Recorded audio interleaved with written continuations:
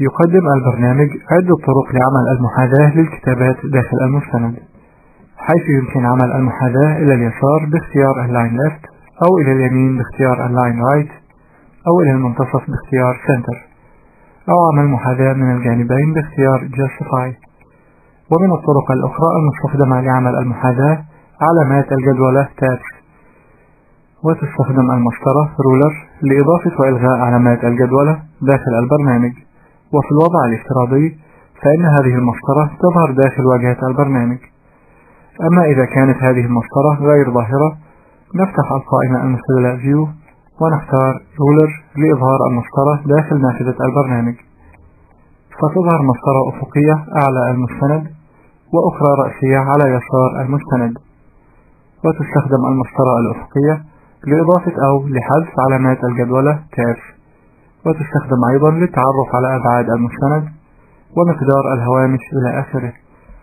ولإضافة علامة جدولة أو تاب إلى المسطرة، نقوم أولا باختيار شكل العلامة التي نريد استخدامها، فنضغط بالمؤشر على المفتاح تاب الذي نراه في أقصى اليسار للمسطرة الأفقية، ونكرر الضغط على هذا المفتاح إلى أن نحصل على شكل التاب المناسب الذي نريد استخدامه. وفي الوضع الافتراضي تظهر العلامة Left Tab التي تعمل على محاذاة الكتابات التي يتم إدخالها عند موضع هذه العلامة إلى اليسار. وبالضغط على هذا المفتاح مرة أخرى تظهر العلامة Center Tab التي تعمل على محاذاة الكتابات التي يتم إدخالها عند موضع هذه العلامة إلى المنتصف. وبالضغط مرة أخرى على المفتاح تظهر العلامة Right Tab، وتعمل هذه العلامة على محاذاة الكتابات التي يتم إدخالها عند موضع هذه العلامة إلى اليمين. وبالضغط بالمؤشر مرة أخرى تظهر العلامة Decimal Tab، وتعمل على محاذاة العلامة العشرية للأرقام التي يتم إدخالها عند موضع هذه العلامة. وبالضغط على الرمز مرة أخرى تظهر العلامة Bar Tab، وتعمل هذه العلامة على إضافة خط رأسي عند موضع إضافة هذه العلامة.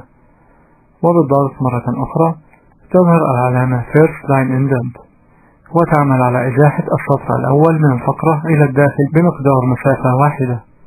وبالضغط على هذه العلامة للمرة الأخيرة تظهر العلامة Hanging Indent، وتعمل على إزاحة الفقرة بالكامل إلى الداخل مع ترك السطر الأول من الفقرة دون إزاحته. والآن لإضافة العلامة Center Tab إلى منتصف المسطرة الأفقية، نقوم بتكرار الضغط على المفتاح تاب إلى أن تظهر العلامة Center Tab، ثم نضغط بالمؤشر في منتصف المسطرة الأفقية. والآن نريد إضافة علامة من النوع Decimal Tab في الجهة اليمنى من المسطرة، فنقوم بتكرار الضغط على المفتاح تاب إلى أن تظهر العلامة Decimal Tab، ثم نضغط بالمؤشر في الموضع الذي نريده لإضافة هذه العلامة.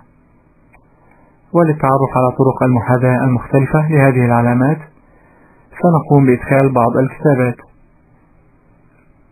ثم نضغط على المفتاح تاب فينتقل إلى المؤشر إلى موضع العلامة Center Tab، ونقوم بكتابة الكلمة PowerPoint، ثم نضغط المفتاح تاب مرة أخرى وندخل رقم يمثل السعر، ونضغط المفتاح Enter، ونقوم بإضافة عدة أسطر أخرى بنفس الطريقة السابقة.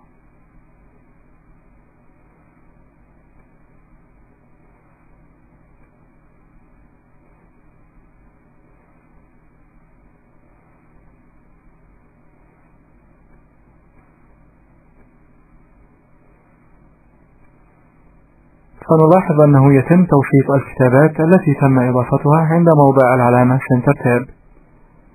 وفي الناحية اليمنى نلاحظ أنه قد تم محاذاة الكتابات بالنسبة للعلامة العشرية عند موضع العلامة Decimal Tab.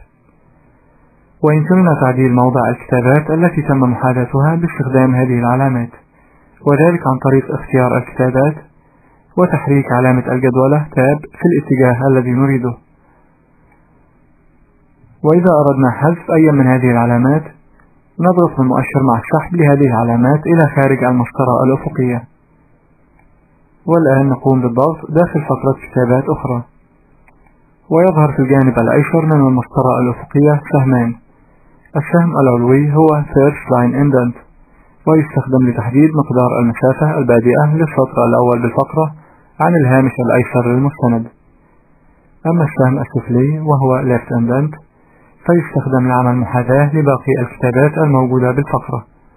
فعلى سبيل المثال إذا أردنا إزاحة كتابات هذه الفقرة عدا السطر الأول إلى اليمين، نقوم بالضغط مع السحب للعلامة left indent إلى اليمين بالمسافة التي نريدها.